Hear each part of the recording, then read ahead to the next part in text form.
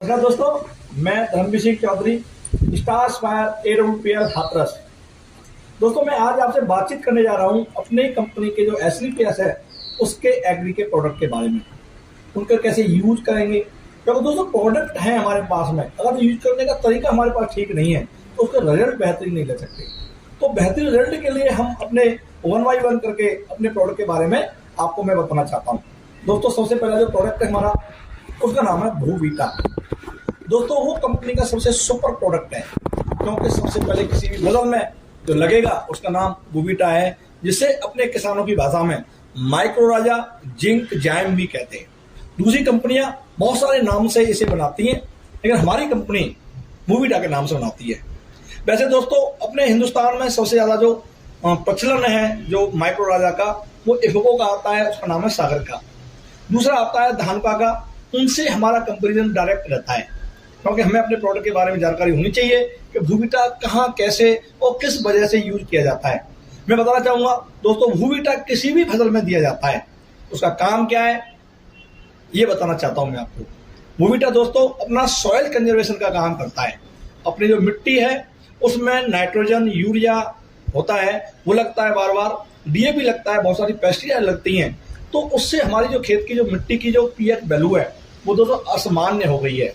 जैसे pH value 6 से 7 के बीच में होनी चाहिए, लेकिन हमारे जो खेत की जब हम जांच कराते हैं तो वो पीएच वैल्यू उसकी 11 हो गई है।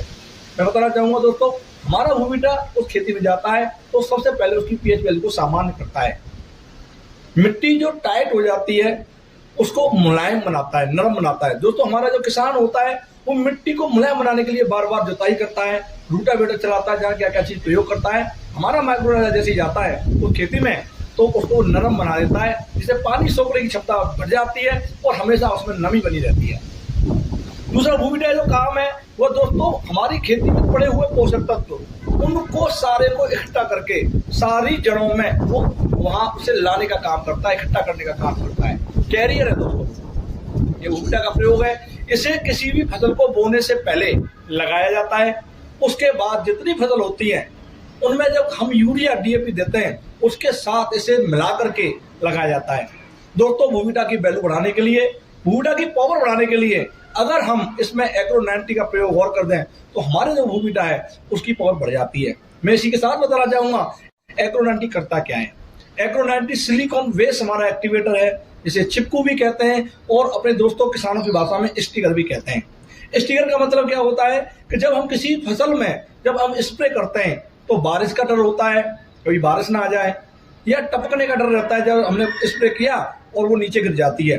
दोस्तों, उड़ने का डर रहता है, इसलिए जो हम पूरा स्प्रे देते हैं उसका पूरा हम प्रयोग नहीं कर पाते। लेकिन जैसे ही हम उसमें एग्रो 90 मिला देते हैं तो उसकी पावर दोगुना कर देता है, उसे दवा को चिपका देता है, दवा को नीचे नहीं गिरने देता और उड़ने नहीं देता, इसलिए दवा का 100% यूज हो जाता है।